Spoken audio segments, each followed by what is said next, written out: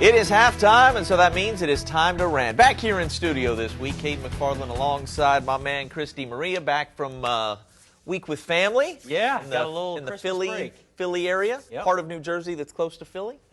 Did you get a good meal there? Oh yeah, got a few good meals. We'll Okay. get when you have a last name like Proud Di of you. Maria, it's nice to be home and get I a would few hope good so, family yeah. meals. But Mom got all the Italian cooking out, made me a few cookies, and so I came back a couple pounds heavier than I was. But Attaboy. that's the That's what beauty I of like the to hear. holidays right there. That's what I like to hear. I'm glad you got to spend some time with family. Yeah, All right. it was awesome.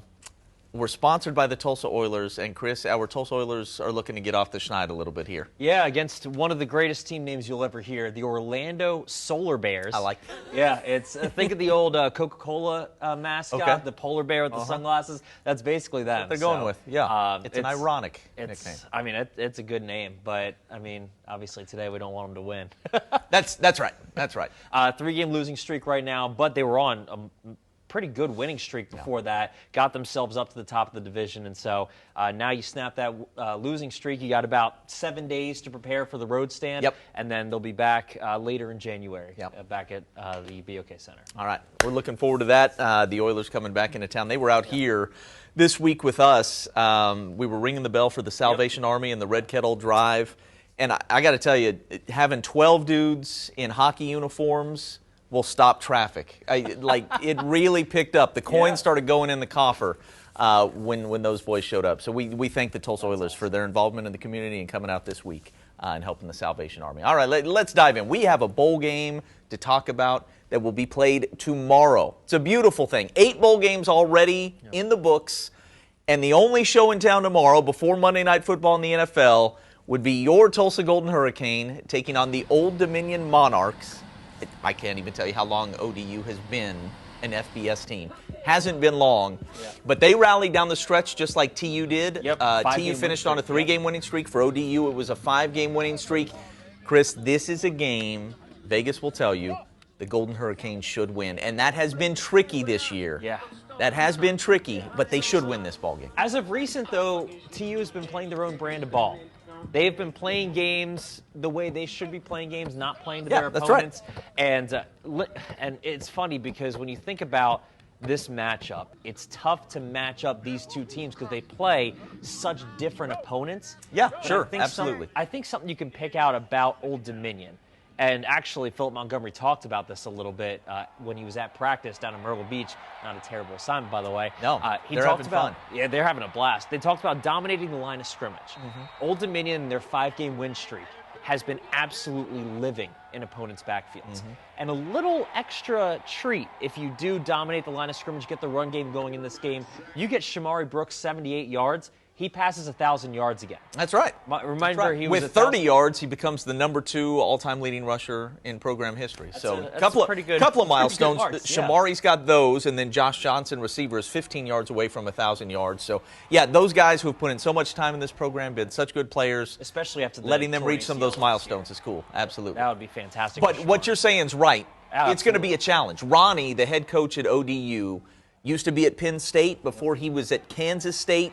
Look, those are programs, when I think of those programs, not that he was the head coach at either place, but they're going to make you earn it. Yes, And I get the sense that ODU probably has the squad. That's going to be the approach. Now, if Tulsa's just better, right? I mean, they're a 10-point favorite in Vegas. If they're just better, they have better players everywhere, maybe it won't matter. But my guess is for at least a while, ODU's going to be stout up front, and they're really going to make you earn it and probably keep this a pretty close ball game. And I think TU has to hang in there, and they have to avoid mistakes, and they can't shoot themselves in the foot with penalties. We've seen all these things happen this year. Twice they've been a double-digit favorite and lost games just this year. I bet you there's nobody in the country who's done that 3 times this year. And that's part of what's so important about this ball game. Not only that 7-6 sounds so much better than 6-7. Not only that you want to send all those seniors and several super seniors out with a win and in the right way, but I think this program right now needs to stabilize, needs to be more consistent. I asked Coach Montgomery at practice this week, what's next for this program? You've been here for a lot of years. You've rebuilt this thing now to a point. What's next? What is your goal for this program going forward? And he said one word: consistency. We got to go do it. You can start that right here in this ball game. if you come out and play the kind of ball you can, you're going to win. You're going to go to 7-6. Everybody's going to feel good about this going into the offseason. If you don't, and it's self-inflicted mistakes, and you go to 6-7, and you have 3 losses in a year where you're a double-digit favorite, none of that feels good going into next year. So I think this game's really quite important, even though it's only the Myrtle Beach Bowl, and it's being played on December the 20th. This game matters a lot, I think, for this program. I don't think they care about it's only the Myrtle Beach Bowl. And no, they certainly don't. You're right. Philip Montgomery was adamant about this. He says people will say it's diluted, the bowl season's diluted with so many bowl games. Yeah, My mom will even say that. But get out of here. Hopefully she doesn't watch this. But no, it's... Hi, Mom. Hi, Mom. I heard the food was really good last week. So. But it's true, though. You get into a bowl game, you get to play on a national scale, and by the way, they're on the road during signing day, which we'll get to. There are people that are going to be watching this. Yeah. There are a lot of people that are going to be watching this. You have a chance as a double-digit favorite to go out, put a team in the dirt, and finish a year that a few games ago we thought could have been over, that could have ended completely differently. So I don't think there's any taking this for granted whatsoever. I think you got to go out, play the strongest ball that you can play for the seniors and super seniors you were talking about, play the best game of your career, and leave a better legacy for the team behind you. Because that's an opportunity you get that you almost didn't get in the middle of the season. You lead me right into something that I want to hit on really quickly. You said a lot of eyes are going to be on this, and you are right. Now, I know that people look at the attendance at these bowl games in the opening weekend and say, are you kidding me? Hardly anybody's there. Here's the thing. The reason there are so many bowl games, and the reason this isn't changing, even if the playoff expands, is that ESPN foots the bill for almost all of these smaller bowl games. The reason they do it, they can get 3 or 4 times as many eyeballs on Tulsa playing Old Dominion in the Myrtle Beach Bowl as they can any other live sporting event or taped, ESPN property they can put on air at that time. This time, people watch these bowl games at least, and not compared to, say, an Ohio State-Michigan game, but compared to any college hoops game you can put on Monday at 1:30. Or some people watch. This is, it's not going to be the same audience you have for, say, Monday Night Football, but people are going to be watching. And the more you can put yourself in these bowl games, this will be 2 years in a row for TU, the better it is, for the program. And so this is a big moment and a very winnable game. And the fact that it's winnable puts even more pressure on this team. I do like, even though Monty's record in bowl games is 1-2, I feel like they've played well in all 3 of those games. I feel like he's got a pretty good bowl game approach and formula, the way they get the guys ready, and I think they do keep it loose. But also get them to play hard.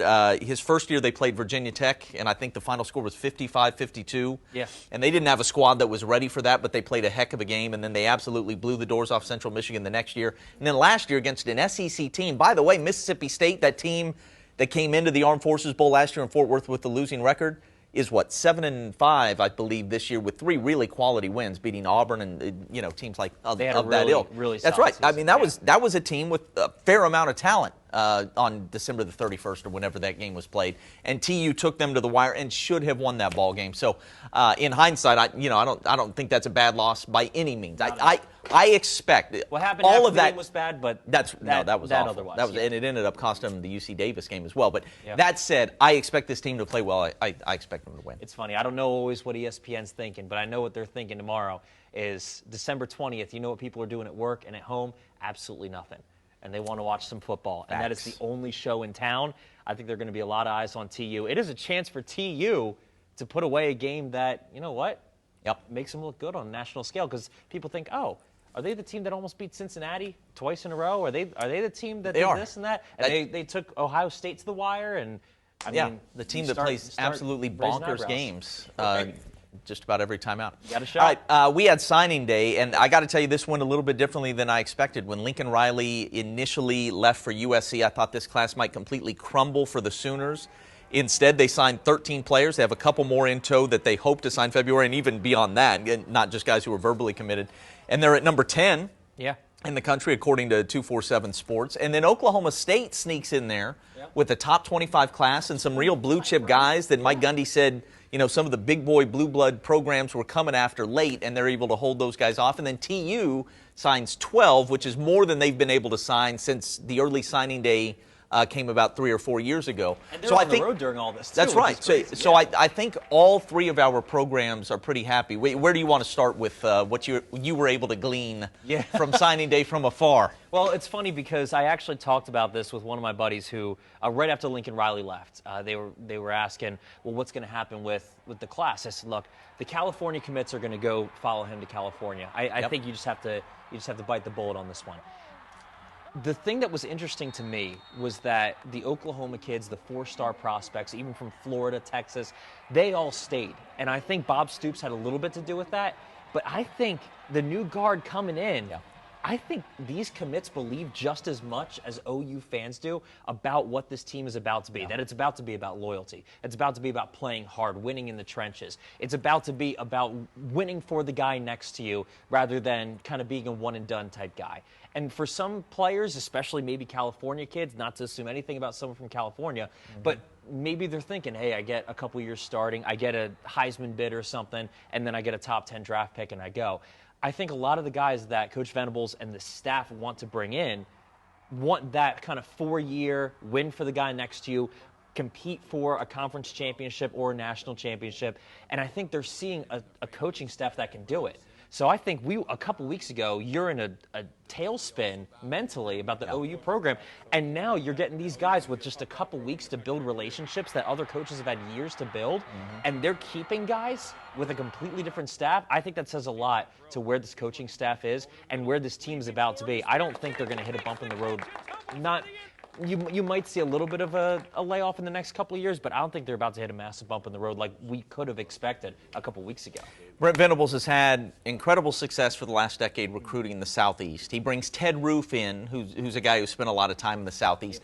I will be fascinated to see going forward as they're in the SEC how many of the real blue chip defensive line, offensive line players that are down there that they have better athletes in that part of the country than they do anywhere else.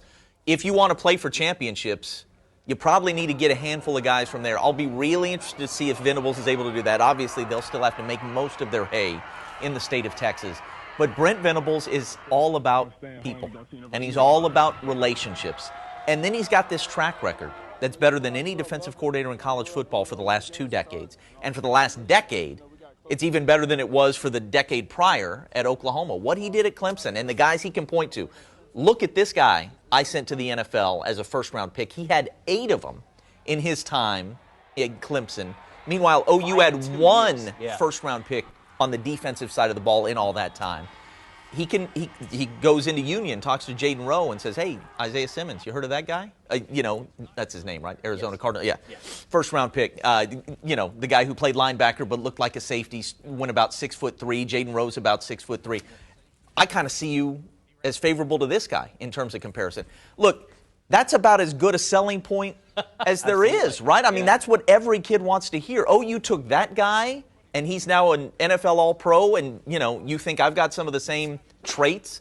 Let's go. Where do I sign? So Brent's going to have that going for him. I don't think recruiting is going to be a problem for this program, and I think the first 10 days on the job and what he was able to pull off only, stamps that or cements it in my mind to an even greater extent than maybe it would have been going in. You had a hunch that this guy got hired almost first priority because of his track record recruiting, and I think 10 days in, so far so good. With regard to Oklahoma State, they're just on such solid ground right now. Absolutely. They took. I was a little worried about Jim Knowles leaving. Absolutely. Yeah, absolutely. I didn't know what that might mean for the class. They have done a great job. They talk about culture. Everybody, that's the buzzword everywhere. But I get the sense that they actually execute it in Stillwater right now better than they do almost anywhere in the country. When you go to sell cowboy culture, people can picture what that is now. And it's because of the way nobody opts out.